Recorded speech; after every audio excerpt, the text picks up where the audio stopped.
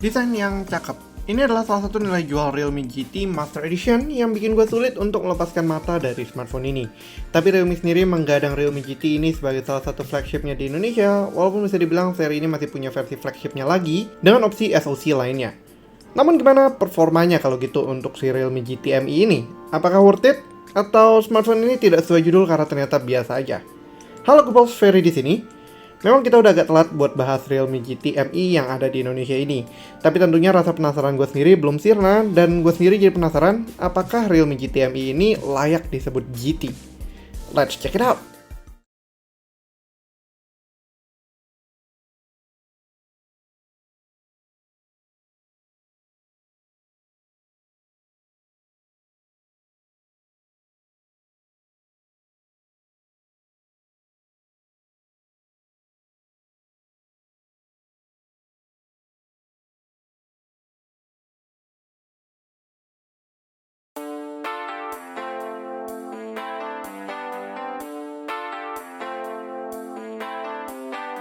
Seperti biasa, kita mulai dulu dengan boxnya. Di sini box Realme GT agak panjang, mirip dengan saudara segrupnya yaitu seri Oppo Reno. Ada apa ini? Sekitarannya standar dengan logo Realme saja, dan di bagian belakangnya ada 4 KPI-nya yang gede banget ditaruh. Snapdragon 778G, 120Hz Super AMOLED, 65W Super Dot Charger, dan juga Super Slim and Light. Paling penasaran sama performanya si 778G ini sih sebenarnya. Model yang kita punya saat ini adalah model dengan setup memori tunggal yang ada saat ini di Indonesia, yaitu 8GB RAM dengan storage 256GB. Kabarnya versi 128GB juga akan datang, tapi sepertinya untuk sekarang belum waktunya. Langsung aja kita buka boxnya. Realme sepertinya lagi suka dengan format yang horizontal, karena selain cover dusnya yang horizontal dengan logo Realme GT Master Edition dan 5G, di dalamnya pun dibuat horizontal.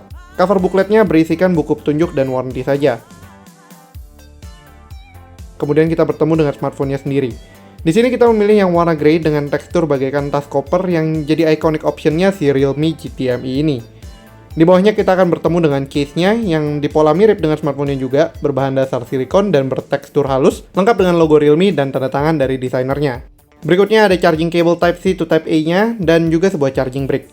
Charging brick yang diikutsertakan kali ini mampu mengisi daya hingga 65W yang diberikan nama Super Dart Charger. Selain itu ada juga SIM ejectornya.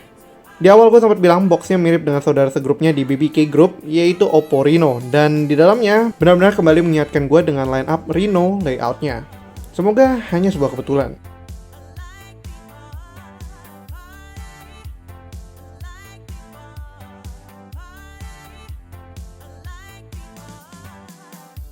Berikutnya let's talk about smartphone-nya sendiri, terutama desainnya. Realme GT MI sendiri memiliki dua opsi warna, yaitu Daybreak Blue dan juga Voyager Grey. Yang kita punya ini adalah yang Voyager Grey, di mana bodinya dibuat unik bagaikan sebuah koper dengan tekstur seperti faux leather. Desain ini dibuat oleh Naoto Fukasawa, seorang desainer industri kontemporer dari Jepang. Realme tidak pernah malu-malu untuk membuat edisi khusus seperti ini, seperti contohnya seri-seri limited edition sebelumnya, ada yang bekerja sama dengan Spider-Man, lalu ada X2 Pro MI dari desainer yang sama, ataupun Realme Watch SMI yang bekerja sama dengan Graflex sebagai desainernya. Desainnya ini memberikan back covernya sesuatu yang lebih menarik ketimbang kaca ataupun plastik biasa yang digunakan oleh smartphone belakangan ini. Namun bagi kalian yang suka model lebih standar, versi Daybreak Blue bisa menjadi opsi. Secara bentuk, lagi-lagi makin kerasa ini bukan kebetulan. Realme GT MI memiliki bentuk, layout, dan ukuran yang mirip banget dengan Reno series dari Oppo. Ini pun bisa kita lihat saat menaruhnya bersebelahan dengan Oppo Reno 5 Avengers Edition yang memang gue cukup suka. Bahkan casingnya bisa tuker-tukeran. Oke, mungkin cukup segitu aja perbandingannya, karena sisanya bisa dibilang cukup berbeda. Realme GT MI punya profil yang cukup nyaman digenggam dengan ukurannya yang pas di kebanyakan tangan. Profilnya juga lebih slim dan ringan, cocok juga untuk para cewek. Tetap yang paling gue suka di sini adalah back covernya yang didesain dengan tekstur dan lekukan yang membuatnya nyaman dalam genggaman yang cukup lama. Untuk saat ini, fingerprint scannernya tidak lagi terletak di belakang maupun di power button, karena Realme menyematkannya di dalam displaynya.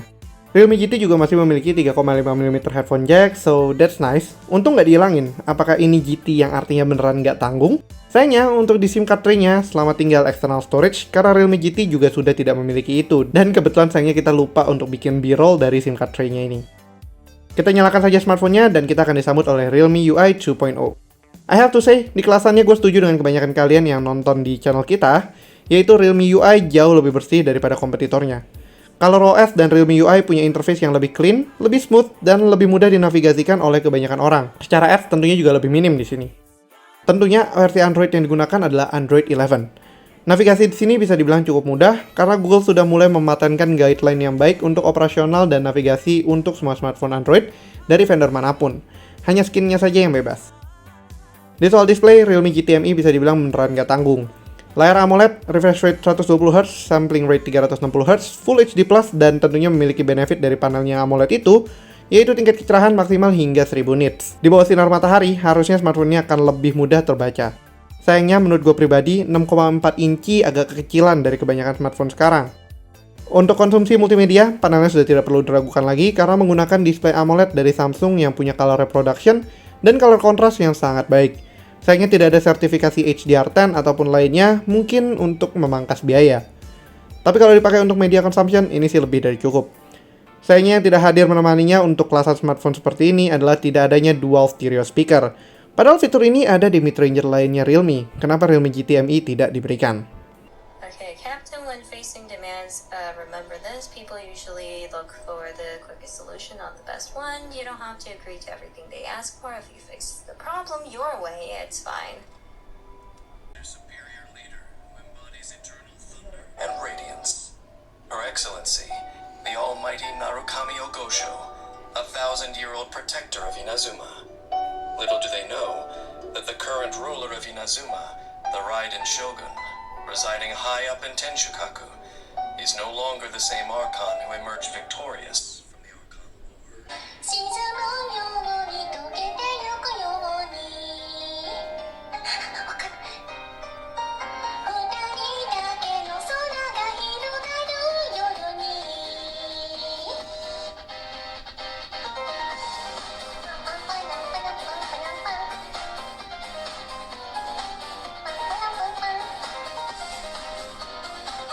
Nah, ke soal spesifikasi, ini yang menurut gue super menarik.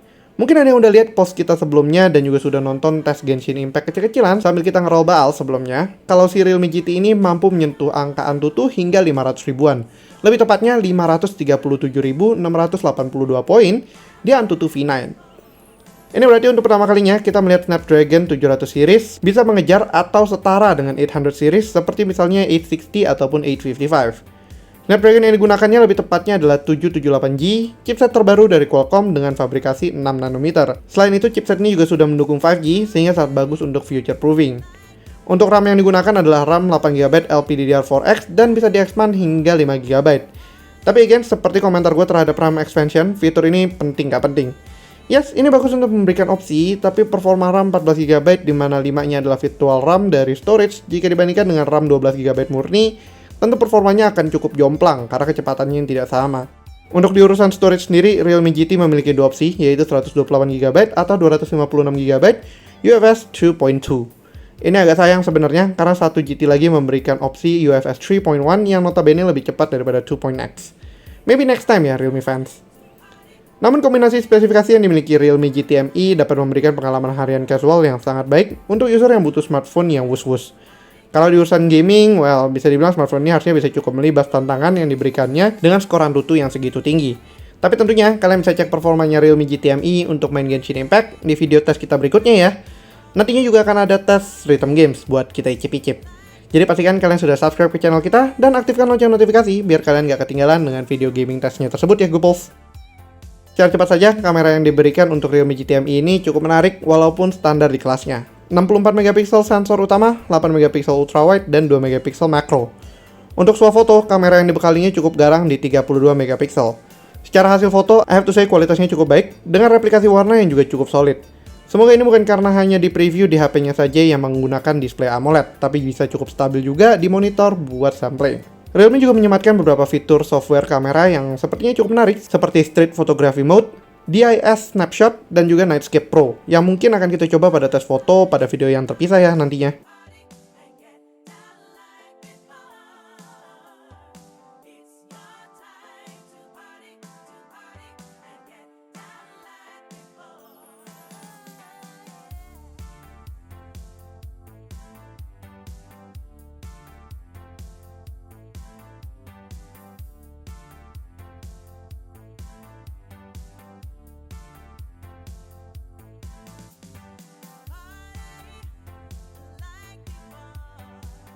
Urusan perekaman, sayangnya smartphone ini belum mampu menghajar 4K 60, padahal harusnya sepertinya cukup kuat. Mungkin alasan performa menjadi masalah di sini. So far gue merasakan hasil video rekamannya juga bisa dibilang cukup oke.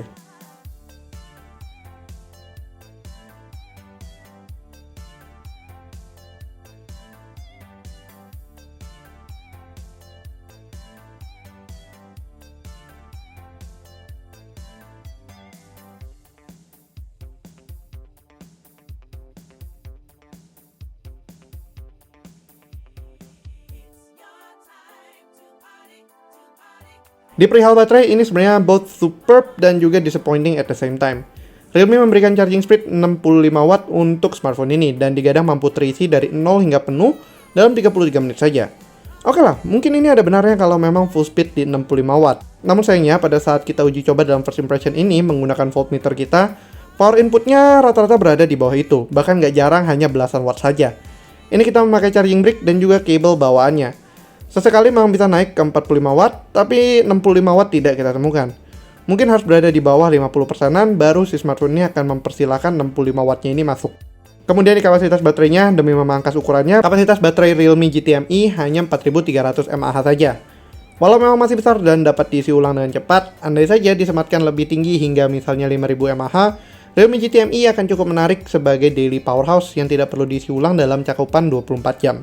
Lalu kemudian untuk harga dan ketersediaan, smartphone ini sebenarnya dibuat Realme agak pelin-pelan. Saat peluncuran, kabarnya hanya akan dijual via online, tapi sekarang kalian bisa mendapatkan juga di Realme Store. Bukannya buruk, hanya saja nggak konsisten aja, tapi ya better sih, karena sekarang akhirnya bisa dibeli di mana saja. Harganya sendiri juga agak membingungkan. Jika kalian beli di first sale-nya, harganya tergolong cukup oke di 5 juta kembali 1000 atau 4,99 juta. Spec-wise, build, design, dan performa dari smartphone ini sih cakep banget apabila dibanderol dengan harga segitu. Tapi kalau dibeli dengan harga normalnya sekarang, yaitu 5,2 juta kembali 1000, somehow kesannya lebih mahal. Memang beda sedikit, tapi perbedaan smartphone di bawah 5 juta dengan smartphone 5 jutaan itu gapnya lumayan ekstrim dan memicu mendang-mending momen yang tiada habisnya.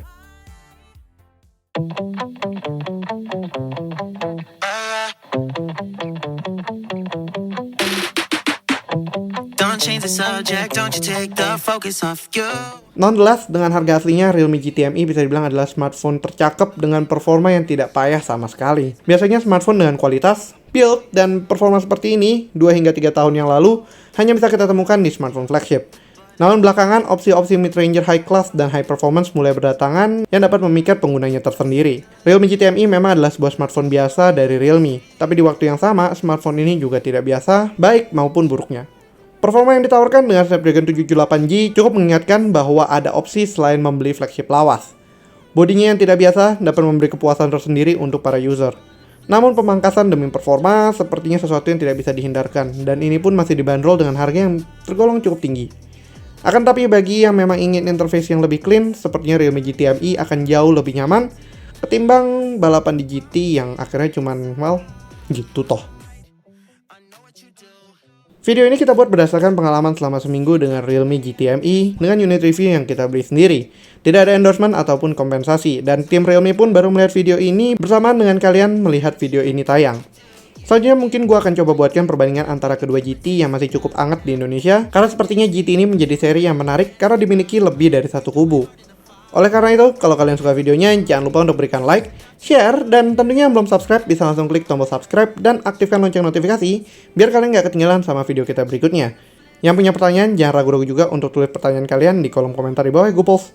Jangan lupa juga untuk follow sosial media kita di TikTok, Instagram, Twitter, dan juga Facebook dengan handle @gwigwicom dan gue pribadi di @afsp+.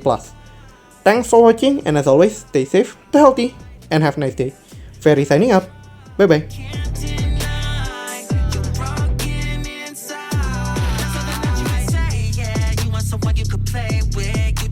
Do anything you want. I got some news for you, baby. My heart ain't nothing to play with. You'll rue the day when it all